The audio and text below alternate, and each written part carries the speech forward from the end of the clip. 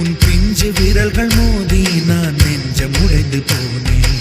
ஆளை கடத்தி போகும் உன் கண்ண குழியின் சிரிப்பில் விரும்பி மாட்டிக்கொண்டு